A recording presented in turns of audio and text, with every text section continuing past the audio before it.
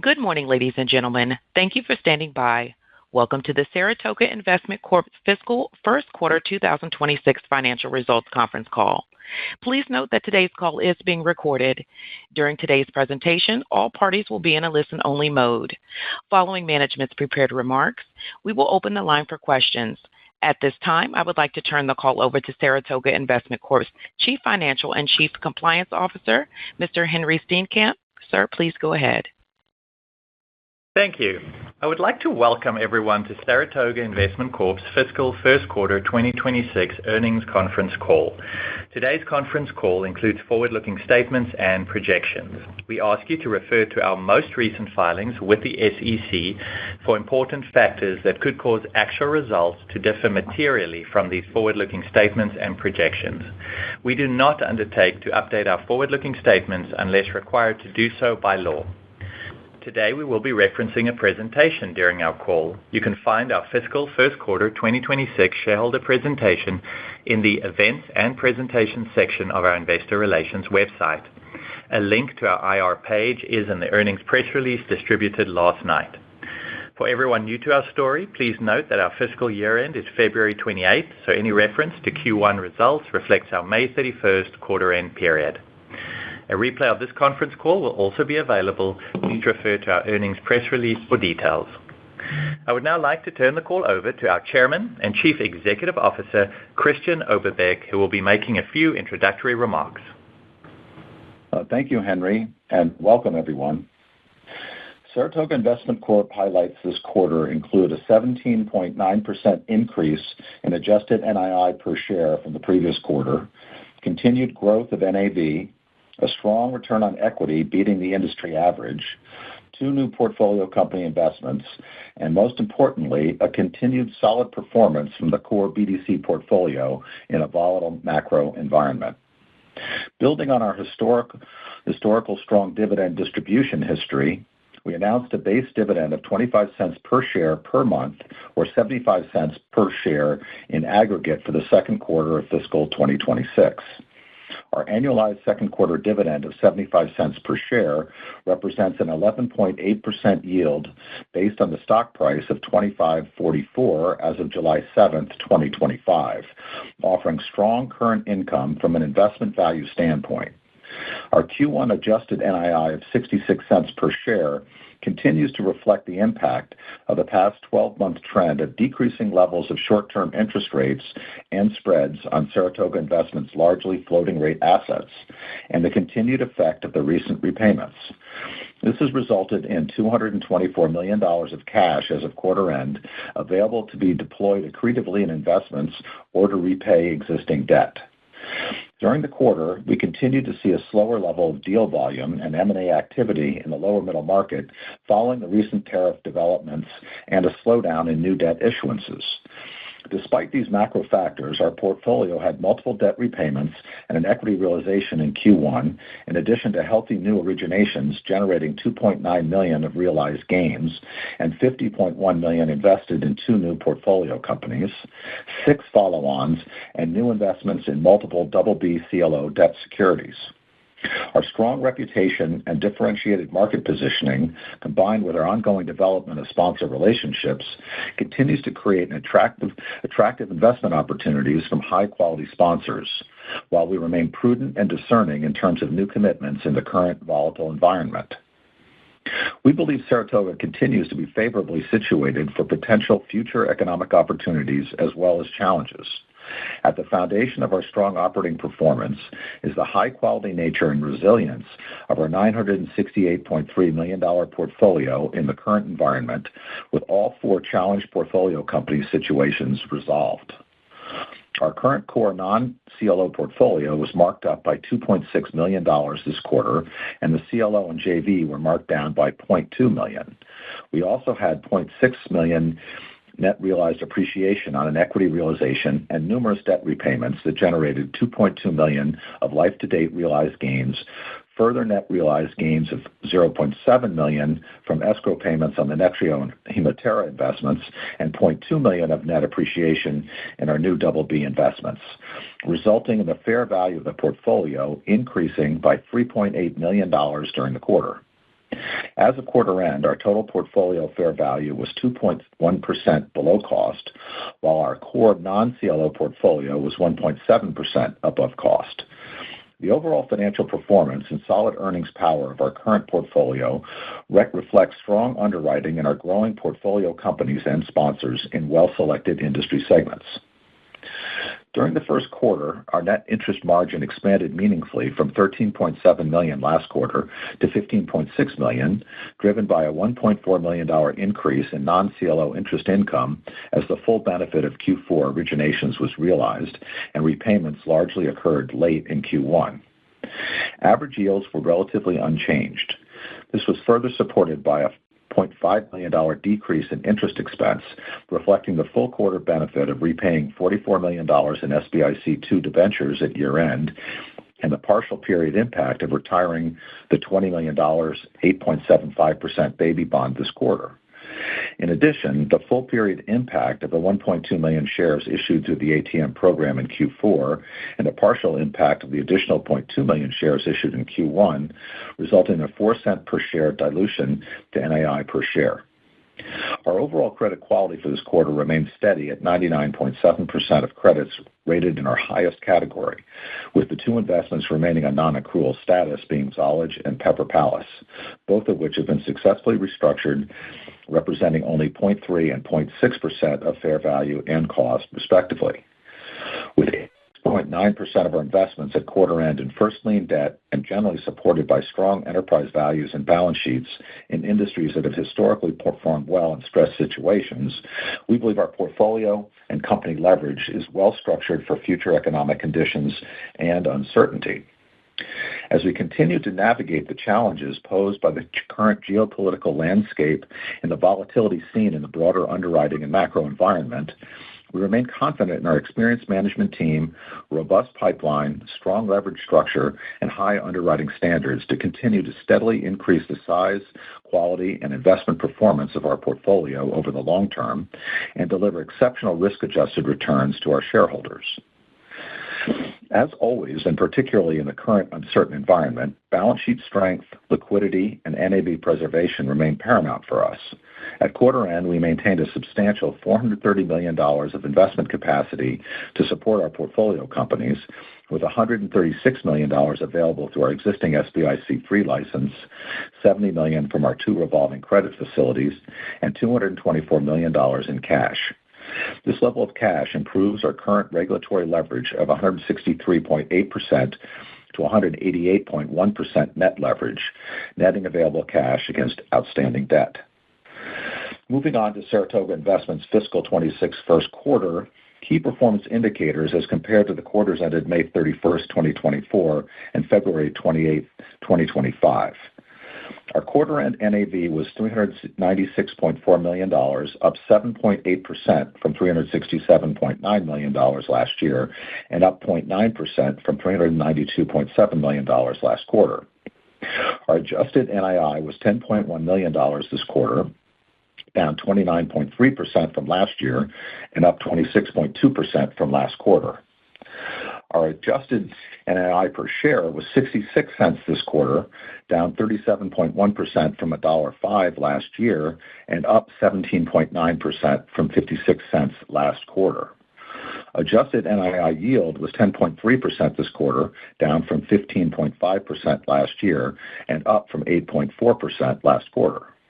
Latest 12 months return on equity was 9.3%, up from 4.4% last year, and up from 7.5% last quarter, and above the industry average of 7%. And our NAV per share was $25.52, down from $26.85 last year, and down from $25.86 last quarter.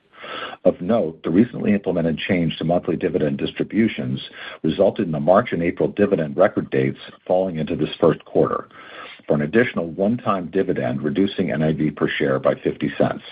Excluding this one-time occurrence, NAV per share would have risen to $26.02, reflecting a 16 cents or a 0.6% increase.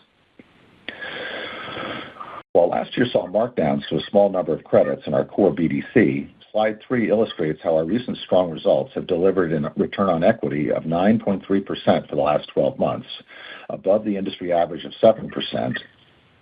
Additionally, our long-term average return on equity over the past 11 years of 10.2% is well above the BDC industry average of 6.9%.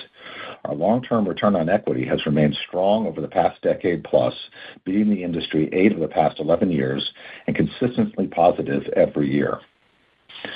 Of note, the weighted average common shares outstanding in Q1 was 15.3 million, increasing from 14.5 million and 13.7 million shares for the last quarter and last year's first quarter, respectively. Adjusted NII was $10.1 million this quarter, down 29.3% from last year and up 26.2% from last quarter. This quarter's increase in adjusted NII as compared to the prior quarter was primarily due to the non-reoccurrence this quarter of the $2.4 million annual excise tax recognized in the prior quarter. The decrease from the previous year's first quarter was largely due to lower AUM from recent significant repayments and lower base interest rates. The weighted average interest rate on the core BDC portfolio of 11.5% this quarter compares to 12.6% as of the previous year's first quarter and 11.5% as of last quarter. The yield reduction from last year primarily reflects the SOFR base rate decreases over the past year. Total expenses for this first quarter 2026, excluding interest and debt financing expenses, base management fees and incentive fees, and income and excise taxes, decreased $0.1 million to $2.8 million as compared to $2.9 million last year, and increased $1.4 million from $1.4 million last quarter. This represents 0.8% of average total assets on an annualized basis, unchanged from last quarter and down from 1% last year. As you can see on slide 4, our assets under management have steadily and consistently risen since we took over the BDC 14 years ago, despite a slight pullback recently reflecting significant repayments.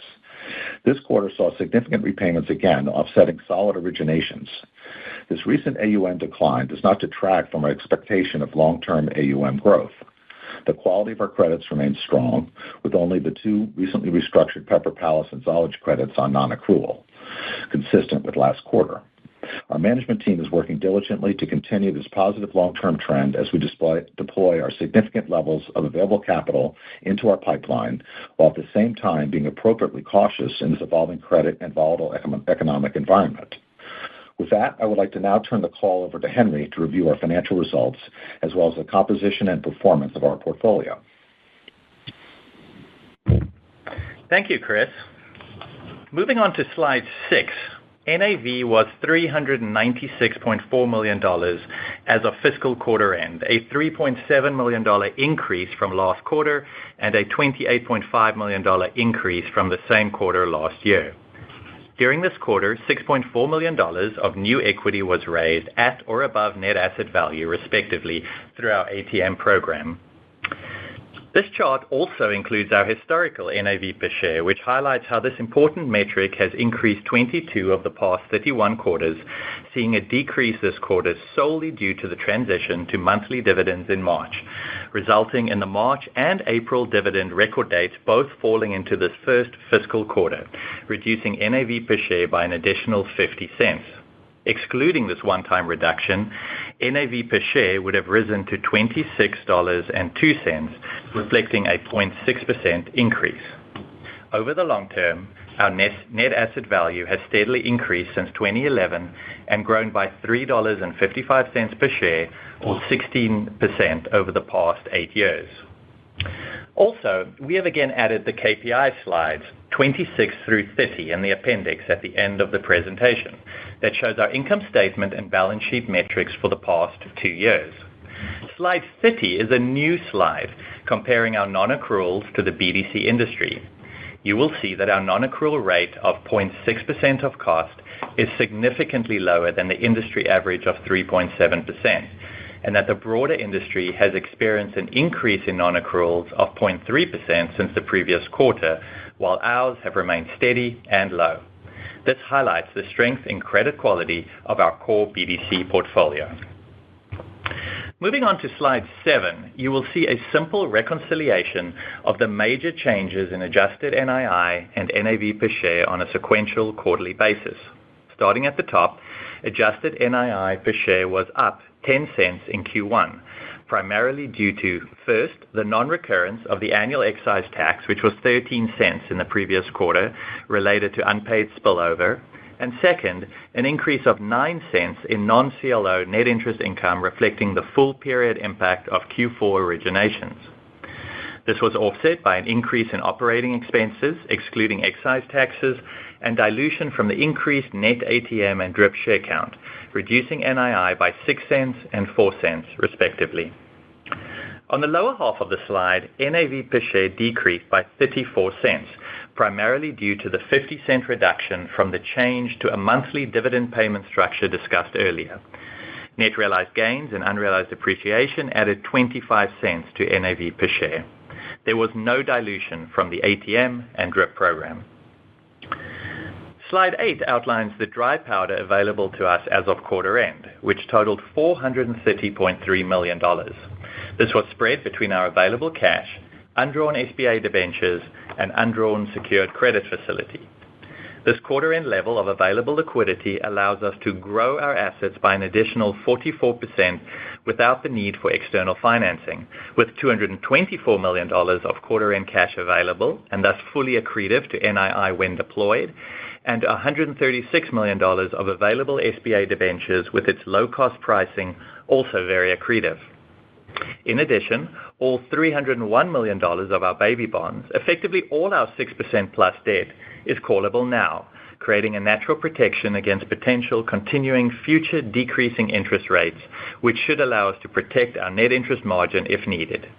These calls are also available to be used prospectively to reduce current debt. We remain pleased with our available liquidity and leverage position, including our access to diverse sources of both public and private liquidity, and especially taking into account the overall conservative nature of our balance sheet. Also, our debt is structured in such a way that we have no BDC covenants that can be stressed during volatile times, especially important in the current economic environment. Now I would like to move on to slides 9 through 12 and review the composition and yield of our investment portfolio. Slide 9 highlights that we have $968 million of AUM at fair value, and this is invested in 46 portfolio companies, 1 CLO fund, 1 joint venture, and various new BB investments. Our first lien percentage is 86.9% of our total investments, of which 22% is in first lien last out positions. On slide 10, you can see how the yield on our core BDC assets, excluding our CLO investments, has changed over time, especially this past year, reflecting the recent decreases to interest rates. This quarter, our core BDC yield remained unchanged from last quarter at 11.5%, despite the 10 basis points reduction in average SOFR. The CLO yield decreased to 13.7% from 16.4% last quarter, reflecting the inclusion of the new BB CLO debt investments to this category that have a yield of approximately 10%. Slide 11 shows how our investments are diversified through primarily the U.S., and on slide 12 you can see the industry breadth and diversity that our portfolio represents, spread over 40 distinct industries in addition to our investments in the CLO, JV, and BB CLO debt securities, which are all included as structured finance securities. Moving on to slide 13, 7.9% of our investment portfolio consists of equity interests, which remain an important part of our overall investment strategy. This slide shows that for the past 13 fiscal years, we had a combined $42.5 million of net realized gains from the sale of equity interests or sale or early redemption of other investments. This includes $2.2 million of realized gains on the sale of our identity equity investment this quarter. This long-term realized gain performance highlights our portfolio credit quality, has helped grow our NAV, and is reflected in our healthy long-term ROE. That concludes my financial and portfolio review. Our Chief Investment Officer, Michael Grisius, will now provide an overview of the investment market. Thank you, Henry. Today I will give an update on the market since we recently spoke with everyone in May. and then comment on our current portfolio performance and investment strategy. Year-to-date deal volumes in our market have been down significantly every month as compared to 2024, and are down further still as compared to 2021 through 2023. We believe that M&A activity will invariably revert to historical levels, but that pickup in deal volume appears to be postponed for the time being. The combination of historically low M&A volume in the lower middle market and an abundant supply of capital is causing spreads to tighten and leverage to remain full as lenders compete to win deals, especially premium ones. We've also experienced repayment activity from some of our lower leverage loans being refinanced on more favorable terms. The historically low deal volumes we're experiencing has made it more difficult to find quality new platform investments than in prior periods. As we noted on last quarter's call, this may naturally prompt the question of what is our approach to operating in this difficult asset deployment climate. First, the Saratoga management team has successfully managed through a number of credit cycles over many years, and that experience has made us particularly aware of being disciplined when making investment decisions and being proactive in managing our portfolio. Taking this approach has allowed us to produce unlevered, realized returns in our core non-CLO portfolio of 15%. The weighted average return on our exits this quarter were consistent with our track record at 14.9%. We'll continue to invest in high-quality assets and will not lower our investment standards and take on more risk than we feel is prudent just because the market is presently difficult. We believe our shareholders will appreciate this approach in the long run. Second, we're greatly expanding our business development efforts and are investing in resources to provide greater bandwidth for our professionals to dedicate themselves to this effort. We have a new managing director joining us this summer who has a strong origination and investment track record in our market. We've also recently hired a VP of portfolio management and a business development analyst, and we have 2 new investment associates joining us this summer. All of these investments will allow our professionals to better leverage themselves and shift more emphasis on investment origination. While we have developed a strong presence in the lower end of the middle market, the number of companies in our marketplace is vast compared to the traditional middle market and is occupied with hundreds of thousands of businesses. We believe the number of deal sources in our market that we have yet to build relationships with far exceeds the number that we have. Further, our market benefits from a natural underpinning of deal flow driven by business owners seeking to transition ownership as they age. We're in the early stages of our expanded business development initiatives, but have already seen some positive results in our current pipeline and in the most recent portfolio company we closed in April. Third, our existing portfolio serves as a healthy source of deal flow. Our payoffs, as again seen this quarter, tend to be lumpy as our portfolio investments reach scale and maturity, while our new portfolio companies tend to be small initially and provide an embedded resource for asset deployment as we support their growth. Because of the nature of the way we invest our capital in this manner, follow-on activity has exceeded our new portfolio company deployment in each of our past 5 fiscal years. In summary, the way we are approaching the currently challenging environment is to first stay disciplined on asset selection, second, invest in and greatly expand our business development efforts in a market that is still largely underpenetrated by us, and third, continue to support our existing healthy portfolio companies as they pursue growth. The relationships and overall presence we've built in the marketplace, combined with our ramped-up business development initiatives, give us confidence in our ability to achieve healthy portfolio growth in a manner that we expect to be accretive to our shareholders in the long run. In the midst of these market conditions, we had $50 million of gross originations in the lower end of the middle market this quarter. Now, before leaving this topic, I'll also point out that we continue to believe that the lower end of the middle market is the best place to be in terms of capital deployment. As compared to the larger end of the middle market, the due diligence we're able to perform when evaluating an investment is much more robust. The capital structures are generally more conservative with less leverage and more equity. The legal protections and covenant features in our documents are considerably stronger, and our ability to actively manage our portfolio through ongoing interaction with management and ownership is greater. As a result, we continue to believe that the lower middle market offers the best risk-adjusted returns, and our track record of realized returns reflects this. A new initiative I'd like to highlight is that we have recently seen a new opportunity to invest BB and BBB CLO debt securities. These investments have performed well through numerous economic cycles in the past, experiencing very low long-term default rates, while also providing enhanced yields relative to comparably rated corporate debt securities. Further, our underwriting process, driven by quantitative metrics that measure individual manager and deal-level performance, allows us to identify those managers and deals we believe will outperform over the long term and provide attractive risk-adjusted returns for our shareholders. During this past quarter, we invested 9 different CLO BB securities across 7 different CLO managers for a total notional amount of $13 million. We anticipate third-party managed CLO BBs, and to a lesser extent, CLO BBBs, will play a role in our investment portfolio going forward, and will also allow us to take advantage of dislocations in the liquid loan and high-yield credit markets.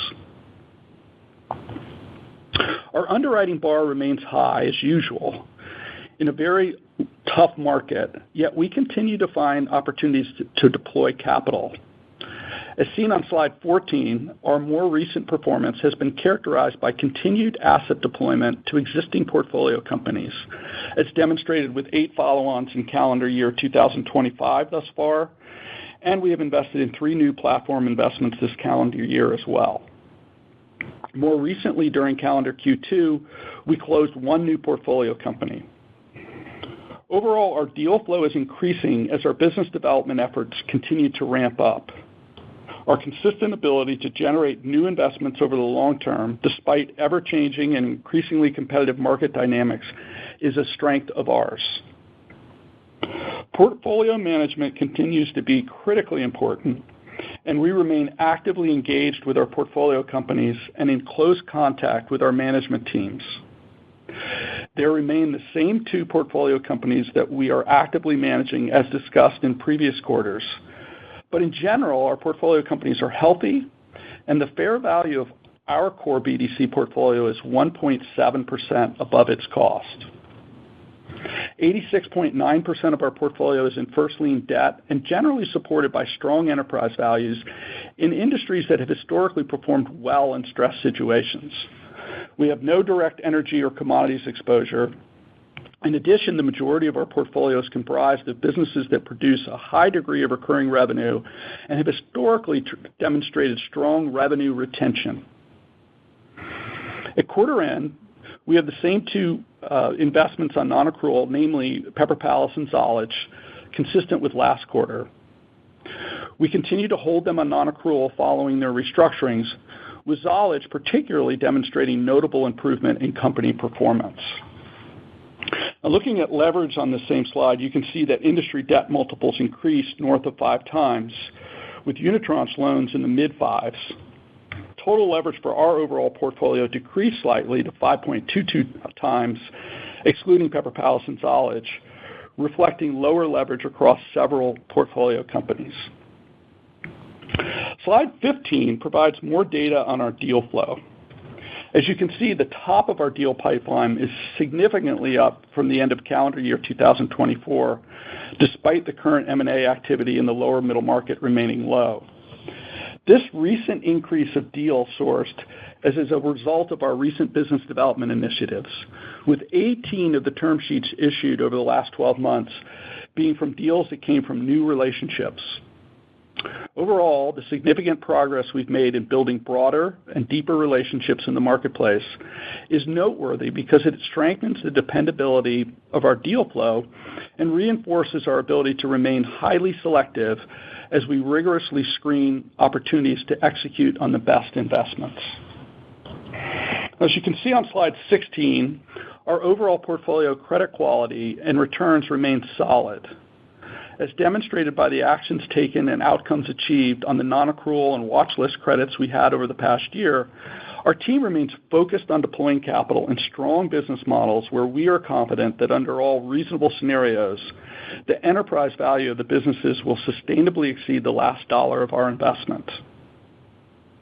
Our approach and underwriting strategy has always been focused on being thorough and cautious at the same time. Since our management team began working together almost 15 years ago, we've invested $2.36 billion in 122 portfolio companies and have had just 3 realized economic losses on these investments. Over that same time frame, we've successfully exited 82 of those investments, achieving gross unlevered realized returns of 15% on $1.26 billion of realizations. Even taking into account the recent credit write-downs of a few discrete credits, our combined realized and unrealized returns on all capital invested equal 13.4%.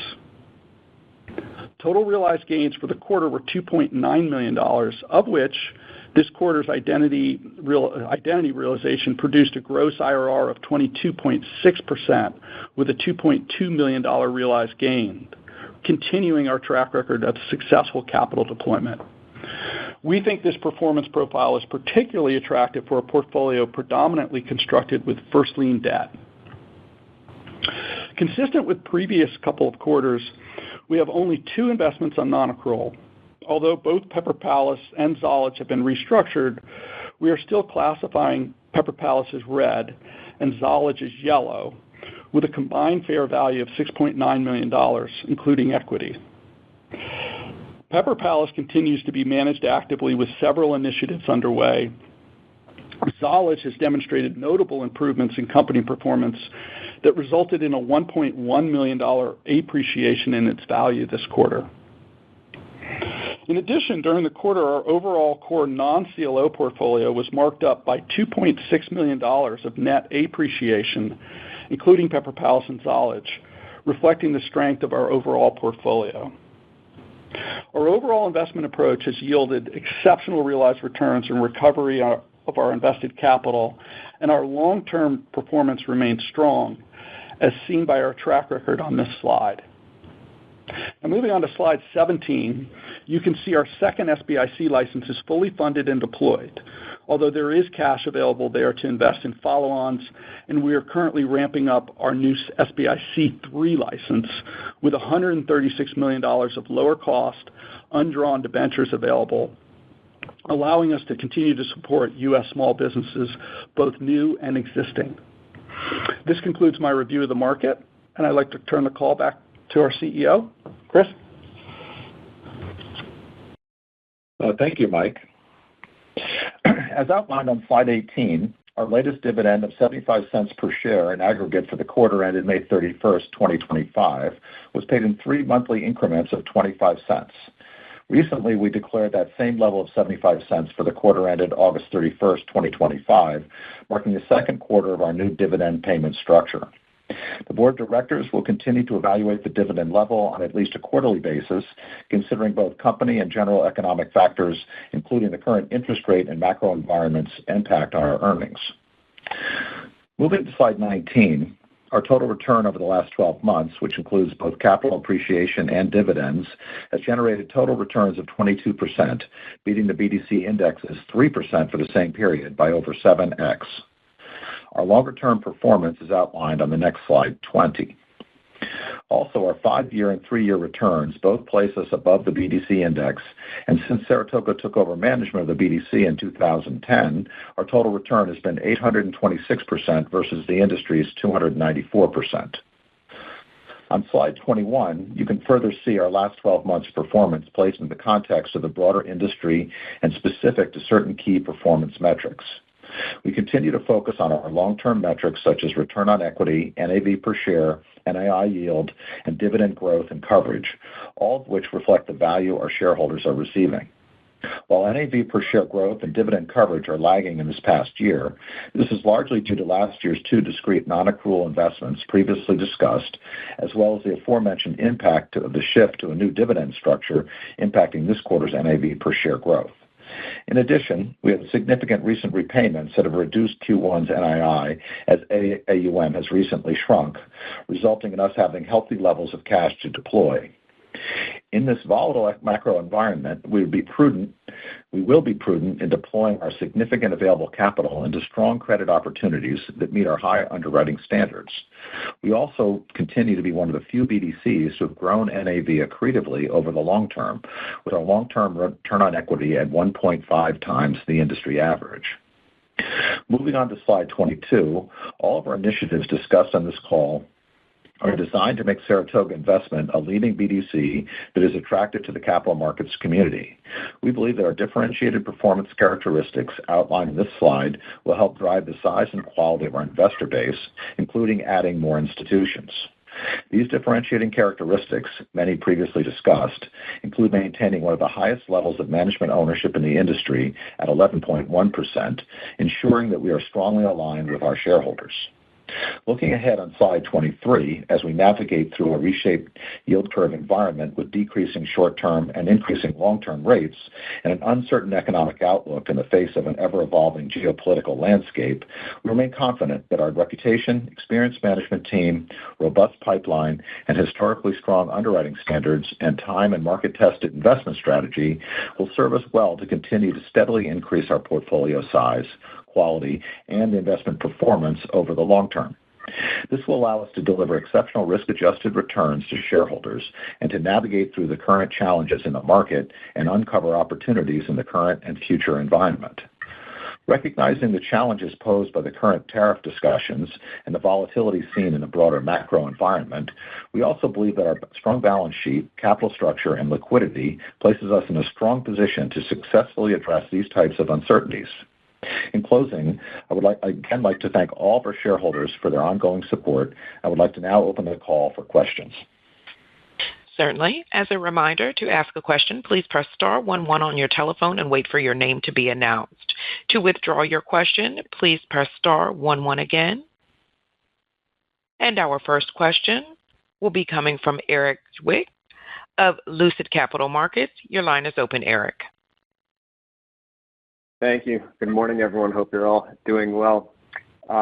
Wanted to kind of just start on your commitment to kind of getting back to AUM expansion, and I realize there's some variables outside of your control that have kind of driven the declines over the past couple quarters. But as you kind of frame up the opportunities now, it sounds like the efforts you've made on kind of the non-sponsored origination side are showing some positive trends.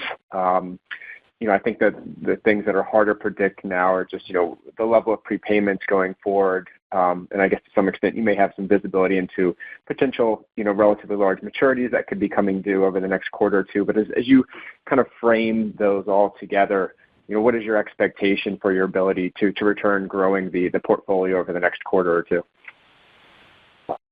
Well, maybe I'll start and then hand it off to Mike. Look, I think you expressed it very well. Redemptions are difficult to predict, as are originations, and I think I think one of the important things that we have focused on is portfolio quality, and I think Henry has some slides with some metrics on them where you can see that while our AUM has declined due to net originations being less than our redemptions, the credit quality of our portfolio remains very, very strong. And our credit performance, we think, significantly outperforms the industry. So, we have a period of time here where the environment, there's kind of a significant inflow of capital into the private credit industry, and at the same time, with tariffs and other things, the total M&A market has slowed down. And M&A has generally been one of the big drivers of activity and financings. And so, there's a lot of refinancing activity, but not as much M&A driven. And so you kind of have a little bit of a mismatch in supply and demand. And we're trying to manage that very, very carefully because, credit quality in the long, putting some more assets to work that are not going to be great assets is certainly not in our interest or our shareholders' interest. And so, we've had to be cautious. I mean, we've had a lot of opportunities, but we haven't executed on as many of them, because of quality and in some instances pricing, but mostly it's credit quality. So with all that said, we've got a very, reinvigorated and invigorated new business effort. I think Mike mentioned we've been hiring more new people, and we've got a very robust pipeline, and we think that's going to come through for us, over time. But one of the things we have learned is, you just got to be very careful and pick your spots and pick your markets, and being aggressive, for the sake of AUM growth as opposed to sticking to our real knitting, which is quality credits, is going to be the most important thing in the long run. And Mike, I don't know if you want to add to that. Yeah, let me add a little bit of additional color, and I'll also just address one of the things that you had brought up too directly, which is that on the redemption side, as Chris mentioned, that's very unpredictable. But I would say that, best that we know, we don't see anything that's looming, if you will. So we would expect that the redemption experience that we'd have would be sort of consistent with what we've experienced in the past generally. Also, our pipeline is growing, and not only with non-sponsored deals, but there are a number of lower middle market sponsors and investor groups that we're forming relationships with that we haven't historically, and it's just due to the fact that the lower end of the middle market that we operate in is so fragmented that it's amazing. I mean, we'll go to a new city and make the rounds with 4 or 5 of the groups that we know, and we'll come back with new groups that we didn't know of almost every time we visit the countryside looking for deal opportunities. I'll step back a little. I mean, there's one, and I think this is probably just healthy to think about in general, just in terms of our business. As we mentioned, we very much like being at the lower end of the middle market. It's one of the reasons we believe that we've produced such outsized returns. To get 15% returns over time with very low volatility and very low loss experience in mostly senior debt is, to us, just a very, very attractive place to be. Being at the lower end of the middle market allows us to do much better underwriting. We can be far more value add with our borrowers and our ownership group, much less commoditized than what you see at the upper end of the middle market, where they're just kind of responding to a grid, and it's largely who's going to give the lowest price, the most leverage, and the easiest terms, i.e. who's going to be most borrower friendly. In our case, we actually have a chance to create real relationships with our management teams and our ownership groups. We typically have board observation rights or very active interaction with the management teams that we're lending to.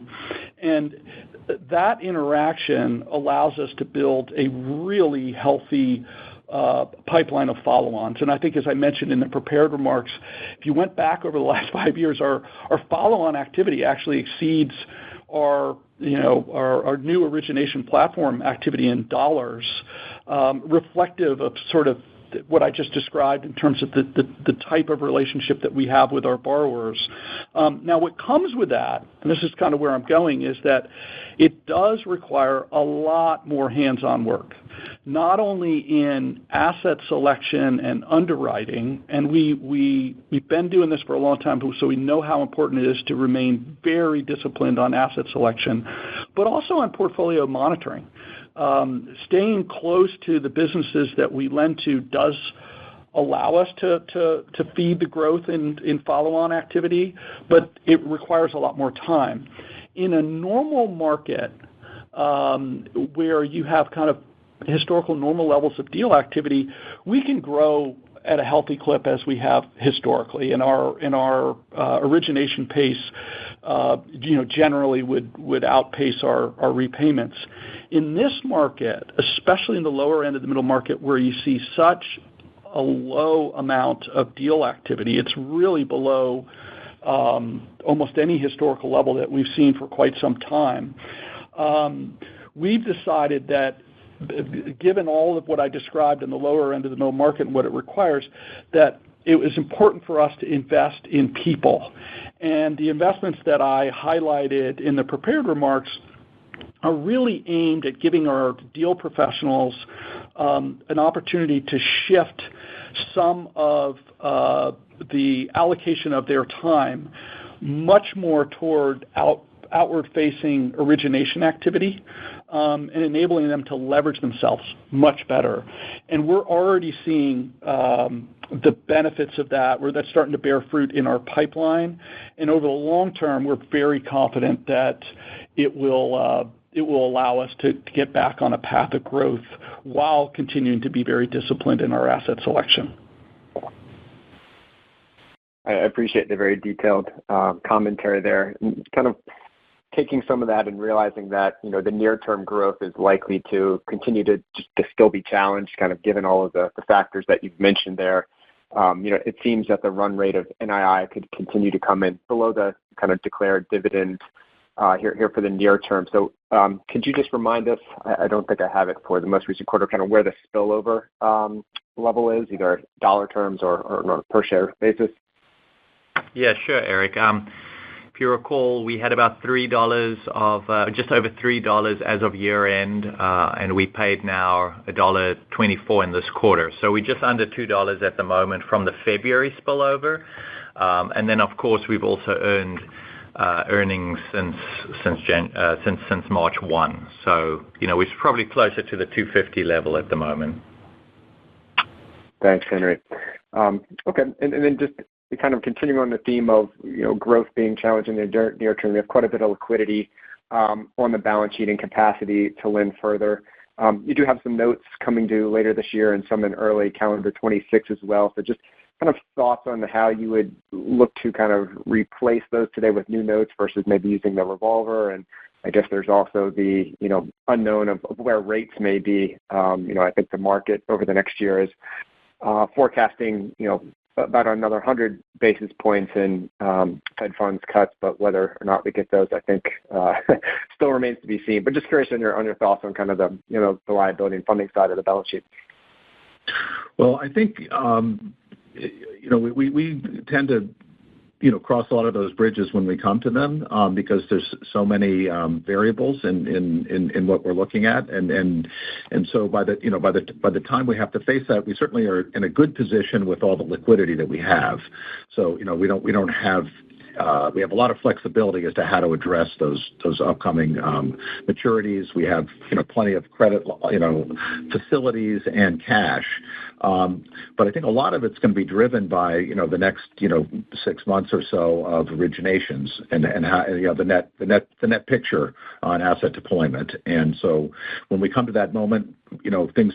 Look how much things have changed in the last 3 months, and we think in the next 3 to 6 months, we could have a very, very, different economic picture. It could be much better, and it could be somewhat worse, or it could be stable. And we're not economists or predictors of that. We just structure ourselves to be, most flexible and conservative. We don't think this is a time to take excess risks. And so, as we come up to that moment, we'll have to decide. And I apologize for not giving you a hard answer because we don't. That's not how we are managing the situation right now. We just have a lot of flexibility, and as things change, will there be Fed cuts? Will there not be Fed cuts? Will the economy, step up and grow after the Build Back Better bill? Will the tariffs have, a negative or a positive impact? There's just so many variables at work right now, and again, we just feel like we're extremely well positioned with a lot of liquidity and a portfolio that's performing extremely well. And so we've got a lot of options, and we're going to keep those options open as we come to these situations. Yeah, no, that makes sense. Optionality is very positive to have, so that's great. And last topic for me, then I'll step aside. In terms of the new CLO, the BB investments, kind of maybe 2 questions. One, were those new primary issues, or were those purchased in the secondary market? And secondarily, just kind of thinking maybe longer term, It sounds like, you're attracted to that asset class. How large could you potentially see that portfolio come relative to the total investment portfolio? Sure. Well, I think, the origins of our investment there, we've been managing the CLOs for many years, and so we're very familiar with that marketplace. And our objective is strong risk-adjusted returns in credit, largely credit securities. And what we have found through our research over time is that the double B asset classes, generally delivers very close to the type of yields we're looking for in some of our regular way private credit investments. With a very, very good historic credit performance and also liquidity. And then so you can get in and you can get out of these, obviously if there's a big market dislocation, all bets are off for that period of time. But as a general rule, one of the differences in this asset class is that you have a general much more liquidity than you would have in another class.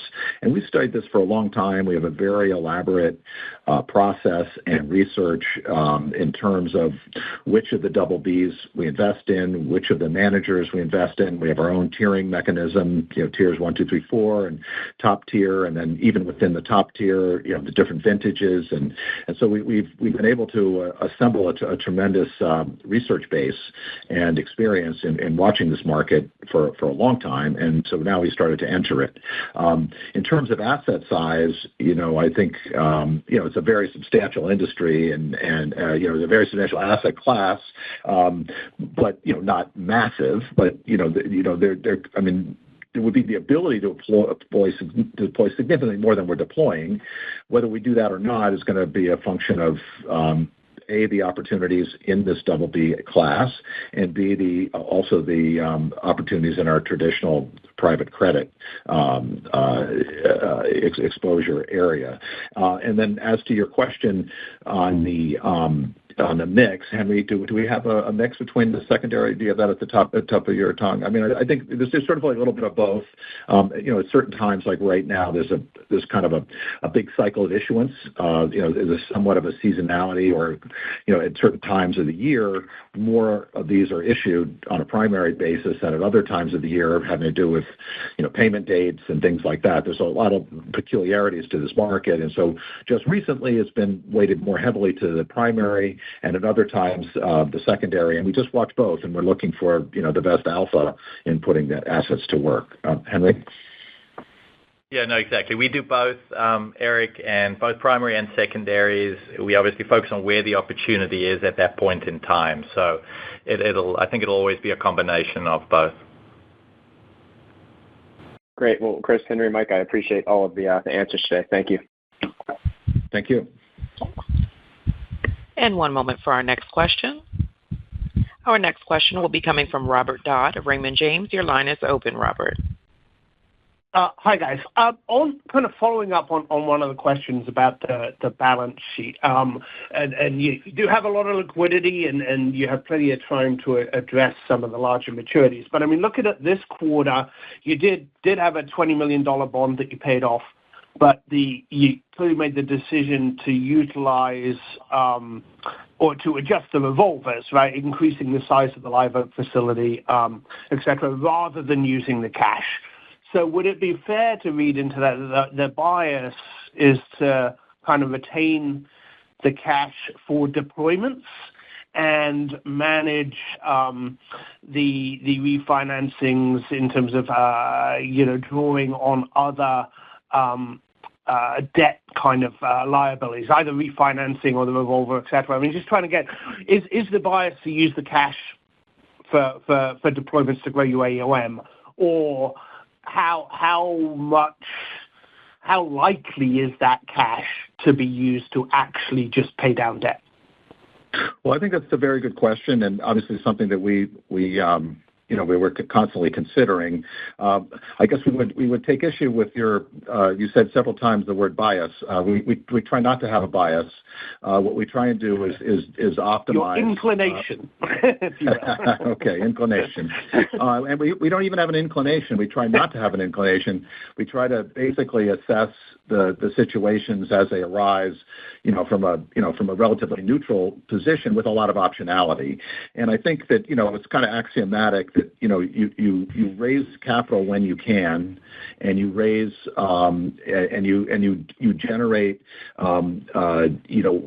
lending relationships when you can, and that's often in good times. As everybody knows on this call, it's very difficult to increase your credit facility in an adverse market environment. Mm-hmm.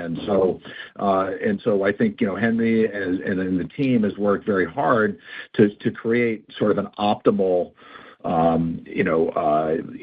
flexible revolver position for the company, and these are good times, and then the Valley Bank is a very good relationship that's being developed, and so putting that's a facility that you can't predict these things, but we've had very long relationships with our creditors, and this could be something in place for 5-10 years. I mean, this is mm-hmm. This is a strong relationship and all that, and so that is kind of market independent event, right? In other words, that's just like let's create the most flexibility we have, for our balance sheet, and we have a lot of fixed rate debt. This is variable rate.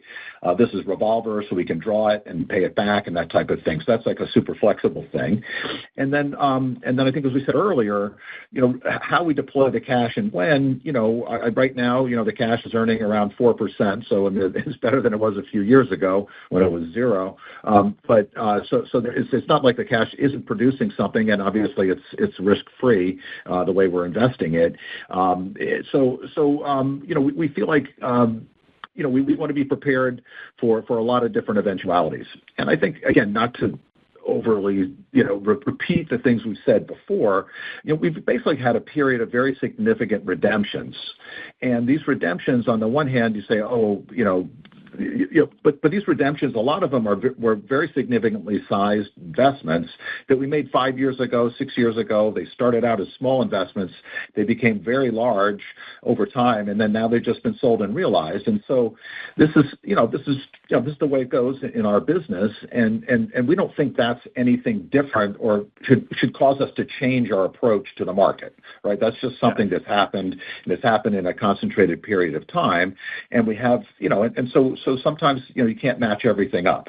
So again, we just want to maximize our flexibility and have the best credit structure we can, and put that in place in good times, so that if there are bad times, we're ready, and if there aren't bad times, we've got a lot of flexibility to grow. Yeah, and Robert, just to clarify one thing on the credit facility. So we actually didn't choose to draw that. What we chose to do was to upsize it, which for us is much more strategic, long-term, and there's a 50% utilization. So that's why there was the draw. The more important thing is it's the upsize and creating more, liquidity for us that's available. Understood. Thank you on that. And just the next one. To your point, and a repayment is, if you do high quality assets, getting repaid is a good outcome, right? And your focus is doing on quality in those higher quality assets. But the color on the course, there's just less of that right now, right? Unfair question. What does it take in the market? Is it just the stability? Are we too late in the year that even if tariffs, et cetera, stabilize now, is M&A activity a 2026 event? Or give us any color on like when things could ramp for quality deals, right? There's always lower quality deals, but you don't want to do those. So for your quality deals, when do you think? Sure. Well, I'll turn this over to Mike after I say a couple things. But I mean, we have a lot of very interesting deals in our pipeline now. It's a competitive environment, but I mean, if we have a bit of a winning streak here, there could be some very significant additions, over the next 3 to 6 months, but there also could not be, and again, there's a competitive environment. Our sponsors are, some of them are at the LOI stage, some of them are still looking stage, but we have some very nice quality deals we're looking at in our pipeline. It's just, predicting, that we're going to land those, on our balance sheet, it's just something, first of all, that we're not going to do on a call like this. And secondly, it's not something we can actually predict, and we can only work very hard to get in a position to win these deals. But, it's a competitive market right now. And so, and the part of the reason we're not, worried about our cash is we feel like there's a lot of opportunity out there, and we're in the process of getting to it. But, the timing is not something that we can control on a quarter-to-quarter basis. Mike? Let me add to that. So, just addressing your question directly in terms of where we are and what we're seeing in the marketplace, we're continuing to see deal activity down, and we aren't seeing any signs of that recovering.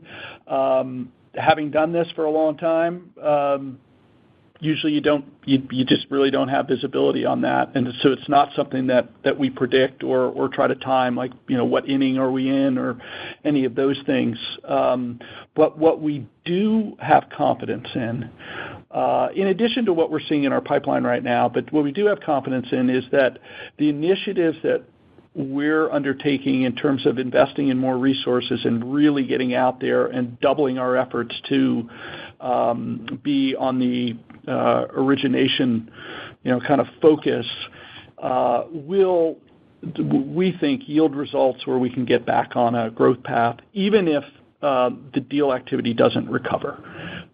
So we're optimistic of that. I mean, time will tell, but we do have confidence that we can operate successfully and continue to grow our balance sheet, even if the deal market doesn't recover. And if it does, all the better. Thank you. And I would now like to hand the call back to Christian Oberbeck for closing remarks. Okay. Well, again, we'd like to thank everyone for joining us today, and we look forward to speaking with you next quarter. Thank you, everyone, for joining us today. We look forward to speaking to everyone next quarter. This concludes today's conference call.